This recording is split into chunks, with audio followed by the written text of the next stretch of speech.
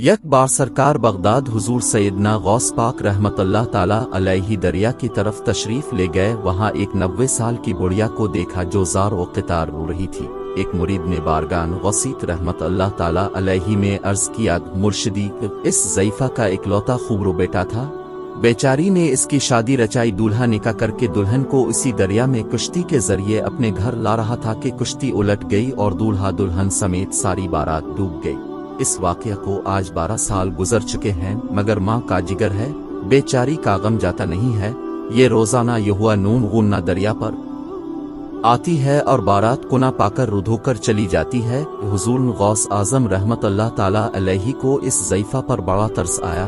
अब रहमतुल्लाह ताला अलैहि ने अल्लाह अज़्ज़ा वजल की बारगाह में हाथ उठा दिए। चंद मिनट तक कुछ ज़हूर न हुआ। बेताब हैकर बारगान इलाही अज़्ज़ा वजल में अर्ज़ की, या अल्लाह अज़्ज़ा वजल, इस कदर ताख़ीर की क्या वजह है? इरशाद हुआ, ये मेरे प्यारे, ये ताख़ीर खिलाफ तकदीर नहीं है।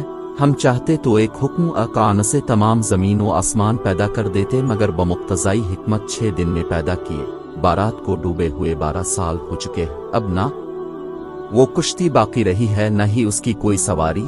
तमाम इंसानों का गोश्त वगैरह भी दरियाई जानवर खा चुके हैं। रेजा रेजा को अज्जाए जिस्म में इकट्ठा करवाकर दोबारा जिंदगी के मरहले में दाखिल कर दिया है। अब उनकी आमद का वक्त है। अभी ये कलाम इख्तिताम को भी ना पहुंचा था कि यकायक वो कुश्ती अपने तमाम तर साजो सामान के साथ बमा दूल्हा दुल्हन व बारात सतह आब पर नमूदार हो गई और चंद ही लम्हों में किनारे इलग तमाम बाराती सरकार बगदाद रहमतुल्लाह ताला अलैहि से दुआएं लेकर खुशी खुशी अपने घर पहुंचे। इस करामत को सुनकर बेशुमार कफवर ने आकर सैयदना गौस आजम रहमतुल्लाह ताला अलैहि के दस्न हक परस्त पर